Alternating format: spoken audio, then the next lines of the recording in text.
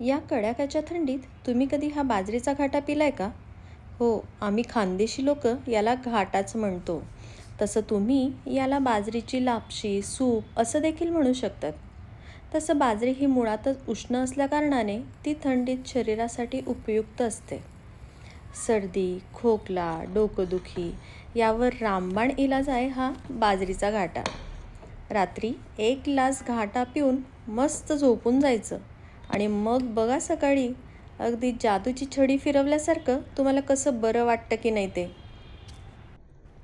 चला तर मग कृती बघूया.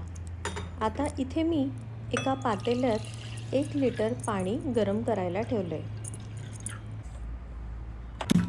जे आपल्याला घाट्यासाठी उपयुक्त असणार आहे. त्यानंतर एका पॅनमध्ये 1 ते 1.5 चमचा साजूक तूप. तुपाऐवजी तुम्ही तेलाचाही वापर करू शकतात, पण मी तर म्हणेन हिवाळ्याचं तुम्ही तुपाचाच वापर करा. आता 1 वाटी बाजरीचं पीठ म्हणजेच 4 ते 5 चमचे बाजरीचं पीठ हे या तुपात मंद आचेवर अगदी खमंग असं भाजून घ्यायचं आहे. छान असा पिठाचा घमघमाट यायला लागला की मग मात्र हे पीठ एका प्लेटमध्ये काढून घ्यायचं आहे. याच पॅनमध्ये मी 1 चमचा जिरं हे सुद्धा भाजून घेतलं. अगदी मंद आचेवर हे जिरंसुद्धा असं छान भाजून घ्यायचं आहे. त्यानंतर हे जिरं थोडंसं जाडसरच कुटून घ्यायचं आहे. आता जे पीठ आपण भाजून घेतलं आहे त्यात 1 छोटी वाटी पाणी टाकून छान मिक्स करून घ्यायचं आहे, जेणेकरून त्यात पिठाच्या गुठळ्या तयार होणार नाहीत. अगदी या प्रकारे.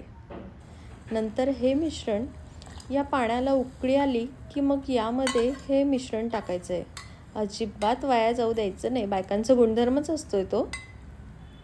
अगदी या प्रकारे छान असं हे मिक्स करून घ्यायचं आहे. याला उकळी आली की यामध्ये चवीनुसार मीठ आणि त्यानंतर जे आपण जिरं कुटून घेतलं होतं ते जिरं यामध्ये टाकून घ्यायचं आहे.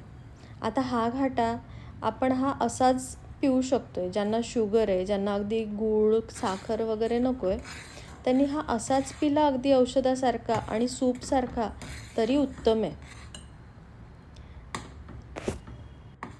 आता इथे 1 वाटी गूळ मी यात टाकला आहे. तुम्हाला गोड कितपत आवडतं त्याप्रमाणे तुम्ही गुळाचं प्रमाण कमी जास्त करू शकतात.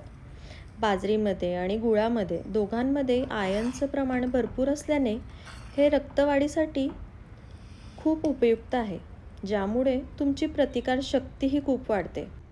आणि सगळ्यात महत्त्वाचं म्हणजे स्त्रियांचा अगदी जिव्हाळ्याचा विषय. वजन कमी करायचं आहे पण ते होत नाही आहे. मग काय, रात्रीचं जेवण स्किप करा आणि पोटभर हा घाटा प्या. अगदी 2-3 ग्लास.